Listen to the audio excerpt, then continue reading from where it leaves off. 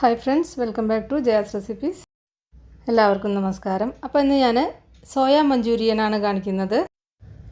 അപ്പോൾ സാധാരണ നമ്മൾ ഏത് മഞ്ചൂരിയൻ ഉണ്ടാക്കുമ്പോഴും കൂടുതൽ എണ്ണയിൽ ഫ്രൈ ചെയ്തിട്ടാണ് ഉണ്ടാക്കാറ്. ഇതൊന്നും വേണ്ട, ഒരു 2 സ്പൂൺ എണ്ണയിൽ നമുക്ക് വറുത്തെടുത്തിട്ട് നല്ല ടേസ്റ്റിൽ സെയിം ടേസ്റ്റിൽ തന്നെ മഞ്ചൂരിയൻ ഉണ്ടാക്കാവുന്നതാണ്. അപ്പോൾ 1-2 സ്പൂൺ എണ്ണ മാത്രം മതി നമുക്കിത് ഉണ്ടാക്കിയെടുക്കാൻ. അപ്പോൾ നല്ല സൂപ്പർ ടേസ്റ്റാണ് ഈ സോയ മഞ്ചൂരിയൻ. നിങ്ങൾ ഒരു പ്രാവശ്യമെങ്കിലും ഉണ്ടാക്കി നോക്കണം, അത്രയും ടേസ്റ്റാണ്. അപ്പോൾ നമുക്ക് ഇതെങ്ങനെയാണ് ഉണ്ടാക്കുന്നതെന്ന് കണ്ടു നോക്കാം. അപ്പോൾ അതിന് വേണ്ടിയിട്ട് കുറച്ചധികം വെള്ളം അടുപ്പത്ത് വെച്ചിട്ടുണ്ട്. ഇതിലേക്ക് കുറച്ച് ഉപ്പ് ചേർക്കുക. ഉപ്പ് കുറച്ച് അധികം ചേർക്കുക. ഇതിൻ്റെ ഉള്ളിലേക്ക് ഉപ്പ്, സോയ ചങ്ക്സിൻ്റെ ഉള്ളിലേക്ക് ഉപ്പ് പിടിക്കാൻ വേണ്ടിയിട്ടാണ് അങ്ങനെ ചെയ്യുന്നത്. എന്നിട്ടിത് നന്നായിട്ട് ബോയിൽ ചെയ്യണം. സാധാരണ നമ്മൾ ചൂടുള്ള വെള്ളത്തിലിട്ട് വെച്ചിട്ടാണ് സോയ ചങ്ക്സിൻ്റെ റെസിപ്പി ചെയ്യുക. ഇതിന് പക്ഷേ കുറച്ചിത് ഉള്ളിലേക്ക് വേവിക്കണം. ആ ഒരു രീതിയിൽ വേണം ഇത് തിളപ്പിച്ചെടുക്കാൻ. അപ്പോൾ അത് ഉപ്പൊക്കെ നന്നായിട്ട് പിടിച്ചിട്ട് നല്ല സോഫ്റ്റ് ആവുന്ന വരെ ഇത് നന്നായിട്ടൊന്ന് തിളപ്പിച്ചെടുക്കുക. അപ്പോൾ ഒരു 4-5 മിനിറ്റൊക്കെ മീഡിയം ഫ്ലെയിമിൽ വെച്ചിട്ട് ഒന്ന് തിളപ്പിച്ചെടുക്കാം. എന്നിട്ട് ഇത് തണുത്ത വെള്ളം കൊണ്ടൊന്ന് 1-2 പ്രാവശ്യം കഴുകിയിട്ട് വെള്ളം നന്നായിട്ട് പിഴിഞ്ഞെടുക്കണം. വെള്ളം ഒട്ടും ഉണ്ടാവാൻ പാടില്ല, ആ രീതിയിൽ പിഴിഞ്ഞെടുക്കുക. ഇനി ഇതിലേക്ക് നല്ല കട്ടി തൈര് ഒരു 2 ടേബിൾ സ്പൂൺ ഒഴിക്കുക. ചെറിയൊരു പുളി ഉണ്ടെങ്കിൽ കുഴപ്പമില്ല, നല്ലതാണ്. അപ്പോൾ 2 ടേബിൾ സ്പൂൺ കൂടി പോകരുത്. അപ്പോൾ നല്ല കട്ടി തൈരായിരിക്കണം, വെള്ളം പോലുള്ളതാവണ്ട. ഇതിലേക്ക് ആവശ്യത്തിന് ഉപ്പ് ചേർക്കുക.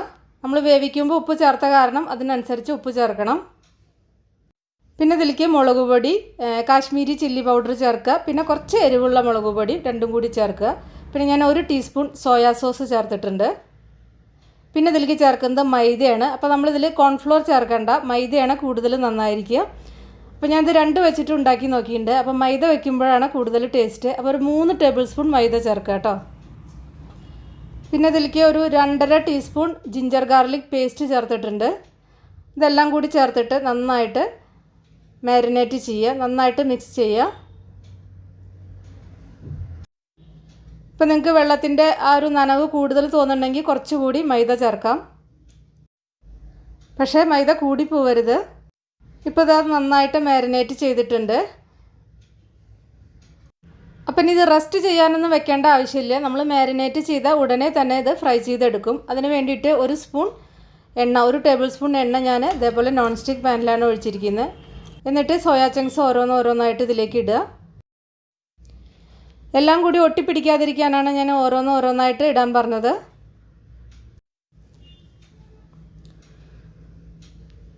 അപ്പോൾ ഇതെല്ലാം ഇട്ട് കൊടുത്തിട്ട് ഇതാ ഫ്രൈ ചെയ്യണു. അപ്പോൾ ഫ്ലെയിം ഒന്ന് കുറച്ച് വെച്ചിട്ട് മീഡിയം ഫ്ലെയിമിൽ വെച്ചിട്ട് ഇത് നന്നായിട്ടൊന്ന് ഫ്രൈ ചെയ്തെടുക്കുക. ഇപ്പോൾ 2 സൈഡും നല്ലൊരു ബ്രൗൺ കളറാവും.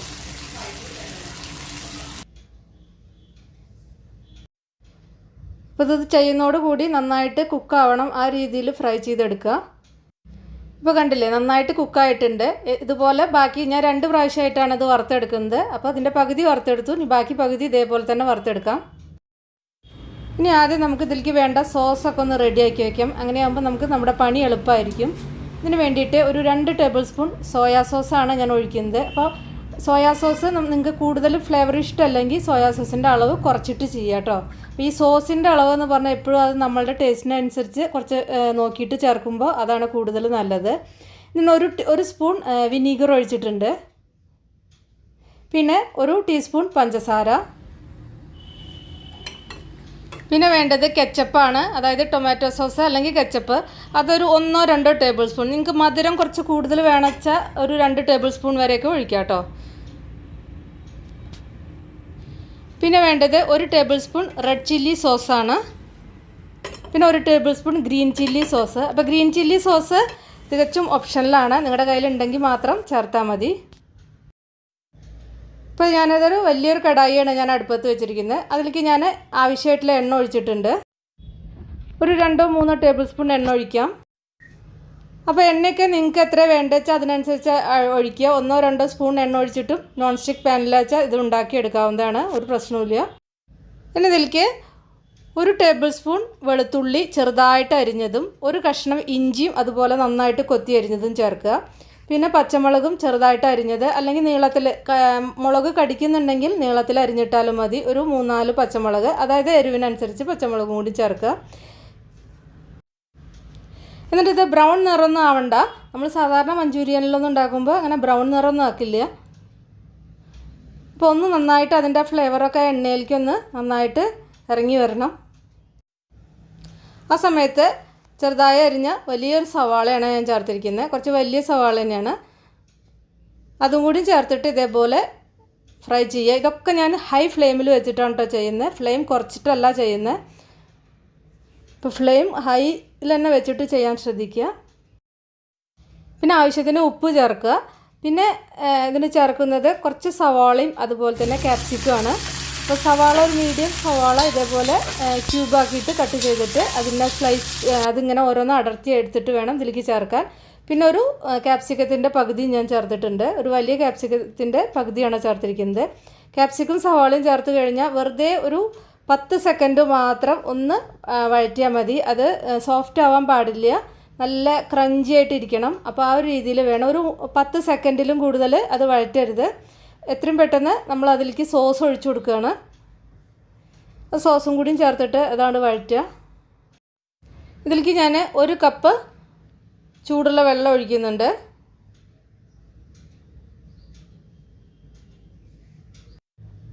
ഇപ്പോൾ വെള്ളം ഒഴിച്ചതിന് ശേഷം ഇപ്പോൾ എനിക്ക് ടേസ്റ്റ് ചെയ്ത് നോക്കിയപ്പോൾ കുറച്ച് സോസിൻ്റെ ടേസ്റ്റിന് കുറച്ച് കുറവായിട്ട് തോന്നി. അപ്പോൾ ഞാൻ കുറച്ച് റെഡ് ചില്ലി സോസ് കുറച്ചും കൂടി ഒഴിച്ചിട്ടുണ്ട്, 1 സ്പൂൺ.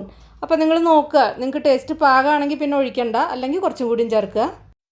ഇതിലേക്ക് ഞാൻ കുറച്ച് പെപ്പർ പൗഡർ ചേർക്കുന്നുണ്ട്. അപ്പോൾ പെപ്പർ പൗഡർ, അതായത് കുരുമുളക് പൊടി, നിങ്ങൾക്ക് ഫ്ലേവർ ഇഷ്ടമുണ്ടെങ്കിൽ ചേർക്കണം, അപ്പോഴാണ് അതിൻ്റെ കറക്റ്റ് ടേസ്റ്റ്. ഇതിലേക്ക് ഞാൻ സ്പ്രിംഗ് ഓണിയൻ അരിഞ്ഞത് കുറച്ച് ചേർക്കുന്നുണ്ട്.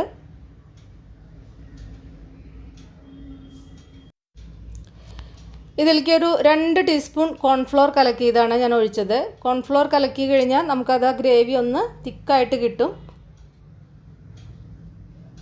അപ്പോൾ അധികമൊന്നും ഒഴിക്കണ്ട. 2 ടീസ്പൂൺ കുറച്ച് വെള്ളത്തിൽ കലക്കിയിട്ട് സ്ലറി പോലെ ഉണ്ടാക്കിയിട്ട് അതിൽ ഒഴിച്ചാൽ മതി. ഇപ്പോൾ ഇതാ കണ്ടില്ലേ, നല്ല തിക്കായി വന്നിട്ടുണ്ട്. ഇതൊന്ന് നന്നായിട്ടൊന്ന് തിളയ്ക്കണം. ഉപ്പൊക്കെ ഈ സമയത്ത് നോക്കുക കേട്ടോ, ഉപ്പൊക്കെ പാകം. ഇനി ഇതിലേക്ക് വറുത്ത് വെച്ച ആ സോയാ ചങ്ക്സ് ചേർക്കുക. ഇപ്പോൾ പൊതുവേ നമ്മൾ മഞ്ചൂരിയൻ ഉണ്ടാക്കുമ്പോൾ സെർവ് ചെയ്യണ സമയത്ത് ആണ് മഞ്ചൂരിയൻ കോളിഫ്ലവറിൻ്റെ ഒക്കെ ചേർക്കുക. അപ്പോൾ ഇത് കുറച്ച് മുന്നേ ചേർത്താലും പ്രശ്നമൊന്നുമില്ല. ഇനി ഈ ഗ്രേവിയും ഇതെല്ലാം കൂടി നന്നായിട്ട് ആ സോയാ ചങ്ക്സിലേക്ക് ഒന്ന് നന്നായി പിടിക്കും. അപ്പോൾ പ്രത്യേക ഒരു ടേസ്റ്റുള്ള മഞ്ചൂരിയനാണ്. നമ്മൾ പൊതുവേ കഴിച്ചിരിക്കുന്ന എല്ലാ മഞ്ചൂരിയനിലും വെച്ചിട്ട് ഏറ്റവും ടേസ്റ്റാണ് കേട്ടോ സോയാ ചങ്ക്സിൻ്റെ മഞ്ചൂരിയൻ. അത്രയും ടേസ്റ്റാണത്. അപ്പോൾ അവസാനം നിങ്ങൾക്ക് വേണമെങ്കിൽ കുറച്ച് മല്ലിയില വിതറി കൊടുക്കാം. ഞാനിപ്പോൾ ചെയ്തിട്ടില്ല. ഒരു ഇന്ത്യൻ ടച്ച് വരാൻ വേണമെങ്കിൽ കുറച്ച് മല്ലിയില ചേർത്ത് കൊടുക്കാവുന്നതാണ്. അപ്പോൾ അവസാനം ഞാൻ കുറച്ചും കൂടി സ്പ്രിംഗ് ഓണിയൻ മീതെ ഒന്ന് വിതറി കൊടുത്തിട്ടുണ്ട്. അത് അതിൻ്റെ ആ ഫ്ലേവർ കൂട്ടുന്ന ഒരു സംഭവമാണ് സ്പ്രിംഗ് ഓണിയൻ, നമ്മൾ സാധാരണ മഞ്ചൂരിയനിലൊക്കെ ചേർക്കുന്ന പോലെ തന്നെ. അപ്പോൾ ഞാൻ ഇതിന് മുന്നേ കോളിഫ്ലവറിൻ്റെ മഞ്ചൂരിയൻ ഞാൻ ഒരു 2 മാസം മുന്നേ അപ്ലോഡ് ചെയ്തിട്ടുണ്ടായിരുന്നു. അപ്പോൾ നിങ്ങൾ കാണാത്തവരെ കണ്ടു നോക്കൂ. അത് നല്ല പെർഫെക്റ്റായിട്ട് വന്നിട്ടുണ്ട്. അത് ഈസിയാണ് ഉണ്ടാക്കാനും. അപ്പോൾ നിങ്ങൾ കാണാത്തവർ തീർച്ചയായിട്ടും കണ്ടു നോക്കണം കേട്ടോ. എന്നിട്ട് ഉണ്ടാക്കിയിട്ട് നിങ്ങളുടെ ഫീഡ്ബാക്കൊക്കെ ഒന്ന് അറിയിക്കണേ. അപ്പോൾ ഇതാ നമ്മുടെ super tasty soya manchurian ready ആയിട്ടുണ്ട്. അപ്പോൾ നിങ്ങൾ ഒരു പ്രാവശ്യമെങ്കിലും ഉണ്ടാക്കി നോക്കണം. നിങ്ങൾ വീണ്ടും വീണ്ടും ഉണ്ടാക്കും, അത്രയും നല്ല ടേസ്റ്റാണ് ഇതിന്. ഇത് നമുക്ക് ചപ്പാത്തിക്കൊപ്പം അല്ലെങ്കിൽ നമുക്ക് സ്നാക്സിൻ്റെ ടൈമിൽ വെറുതെ അങ്ങനെ കഴിക്കാനും ഒക്കെ അത്രയും ടേസ്റ്റാണത്. അപ്പോൾ നിങ്ങൾ ഉണ്ടാക്കി നോക്കി ഫീഡ്ബാക്കൊക്കെ അറിയിക്കുക കേട്ടോ. ഇഷ്ടപ്പെട്ടാൽ ഒന്ന് ലൈക്ക് ചെയ്യുക. അതുപോലെ തന്നെ നമ്മുടെ ചാനൽ ഇതുവരെയായിട്ടും സബ്സ്ക്രൈബ് ചെയ്തിട്ടില്ലെങ്കിൽ പ്ലീസ് ഒന്ന് സബ്സ്ക്രൈബ് ചെയ്യുക. അപ്പോൾ ഇനി നമുക്ക് വേറെ ഈസി റെസിപ്പിയെ വീണ്ടും കാണാം. താങ്ക്